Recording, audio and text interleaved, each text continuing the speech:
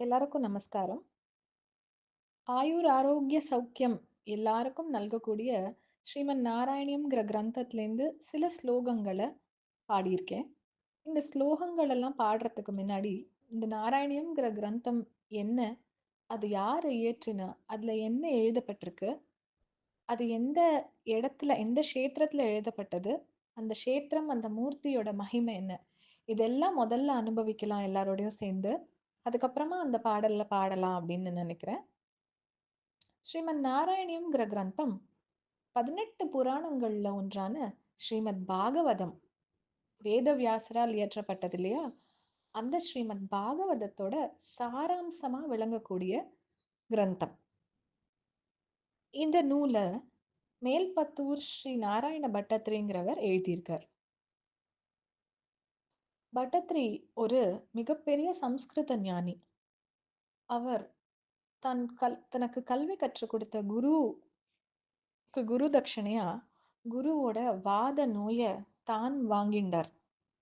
அந்த வாத நோயோட கொடுமை அவரால் பொறுக்க முடியாம இருந்தப்போ குருவாயூருங்கிற க்ஷேத்திரத்துக்கு போய் குருவாயூரப்பன் சன்னதியிலேயே பஜனம் இருத்தல் அப்படிங்கிற முறைப்படி சன்னதியிலேயே அமர்ந்து பாகவதத்தை படிச்சு 100 தசகங்கள் கொண்ட நாராயணியம் அப்படிங்கிற கிரந்தத்தை 100 நாட்கள்ல குருவாயூரப்பன் சன்னதியிலேயே இயற்றினதா வரலாறு இருக்கு.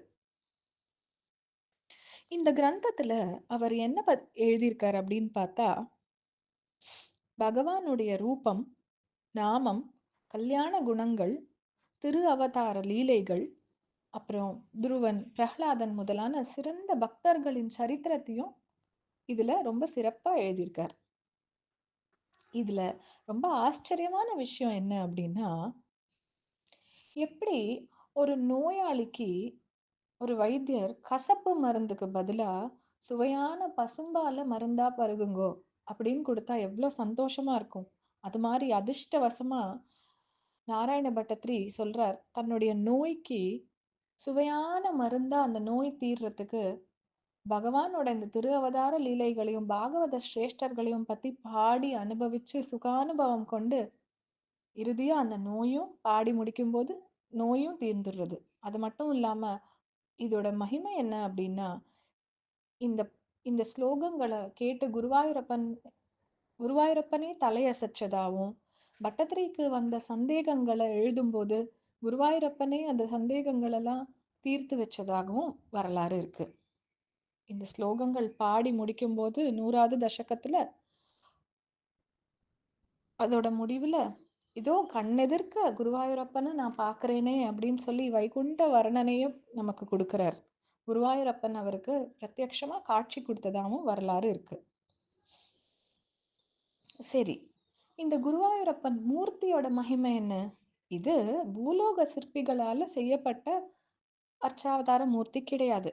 சாக்ஷாத் பகவான் விஷ்ணுவே தாம் பிரம்மா கிட்ட பூஜை பண்றதுக்காக கொடுத்த மூர்த்தி இந்த குருவாயூரப்பன். பிரம்மா பிறகு அதை சூதபர் பிருஸ்னிக்கு கிருதயுகத்தில் கொடுத்ததாகவும், சூதபர் பிருஸ்னியிடமிருந்து பிற்காலத்தில் அது காஷ்யபர் அதிதி பூஜித்ததாகவும், அதற்கு பிறகு துவாபர யுகத்தில் வசுதேவர் தேவகி பூஜித்ததாகவும், பின்னர் தன் பெற்றோரிடமிருந்து கிருஷ்ணர் தன்னைத்தானே இந்த மூர்த்தி ரூபத்தில் பூஜித்ததாகவும் வரலாறு இருக்கு. துவாபர யுகத்தோட முடிவுல துவாரகை அழியும் போது கிருஷ்ணர் தன் தலை சிறந்த பக்தரான உத்தவரிடம் அழைத்து இந்த மூர்த்தியை உரிய இடத்தில் சேர்க்குமாறு கட்டளையிட்டார்.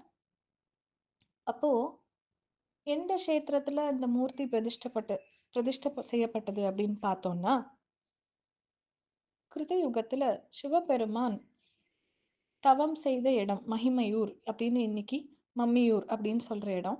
அந்த இடத்துல இருந்து சிவபெருமான் விஷ்ணு பகவானை நோக்கி தவமிருந்து ருத்ரகீதம் அப்படிங்கிற ஸ்லோகத்தையும் இயற்றி பிற்காலத்துல தவம் செய்ய வர பிரச்சேதஸ்ங்கிற ரிஷிபுத்திரர்களுக்கும் வழிகாட்டி அந்த இடத்தை தவம் செய்ய தேர்ந்தெடுக்கப்பட்டது. அப்படியாப்பட்ட க்ஷேத்திரம் அது. அந்த க்ஷேத்திரத்துல துவாபர யுகத்தோட முடிவுல உத்தவர் குருவையும் வாயுவையும் அழைச்சிட்டு வந்து அவ 2 பேரும் இந்த இடத்தை தேர்ந்தெடுத்து பிரதிஷ்டை பண்ண இடம்தான் குருவாயூர் க்ஷேத்திரம். ஆக க்ஷேத்திரம் ரொம்ப புராதனமானது, மகிமை கொண்டது. மூர்த்தி அதுல இருக்கிற குருவாயூரப்பன், கண்ணன் தன்னைத்தானே பூஜித்தது, பூலோக சிற்பிகளால் சாமான்யமாக உருவாக்கப்பட்டது அல்ல.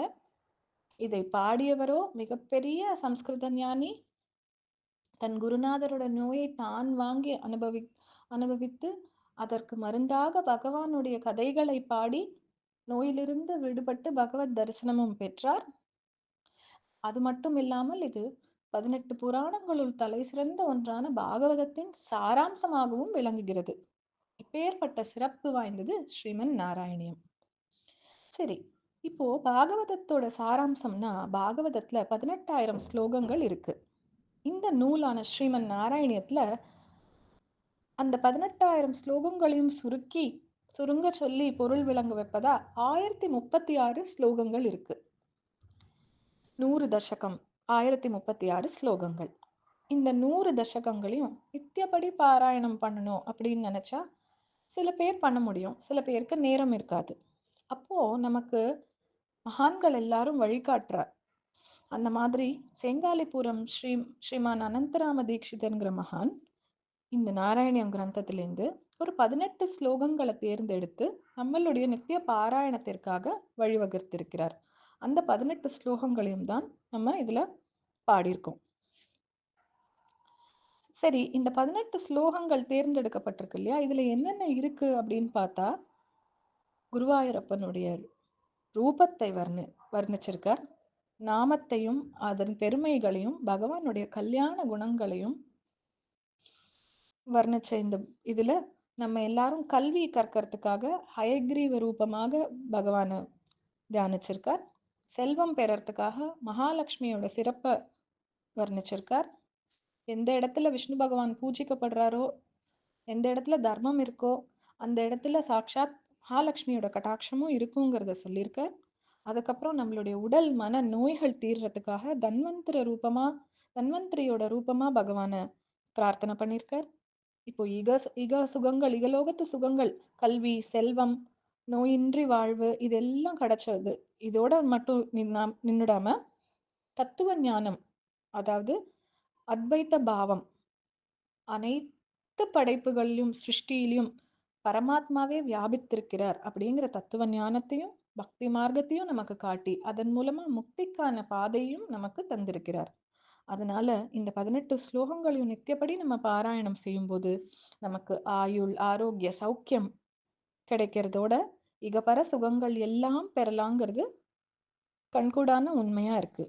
இந்த 18 ஸ்லோகங்களையும் எங்களுக்கு சின்ன வயசுல ராகம் போட்டு பாட சொல்லி கொடுத்த எங்களுடைய பாட்டிக்கும், இதை படிக்கிறதுக்கு உந்துதலா இருந்த என்னுடைய அக்காவுக்கும், எங்களுக்கு இதை சம்ஸ்கிருதத்துல பதம் பிரிச்சு படிக்க சொல்லி கொடுத்து இதோட பொருளையும் சொல்லி கொடுத்த எங்களுடைய குருஜி ஸ்ரீமதி சாய் சுந்தரி நாராயணன் அவர்களுக்கும் இதை சமர்ப்பிக்கிறோம். கிருஷ்ணார்ப்பணம். ஸ்ரீ குருவாயூரப்பா சரணம்.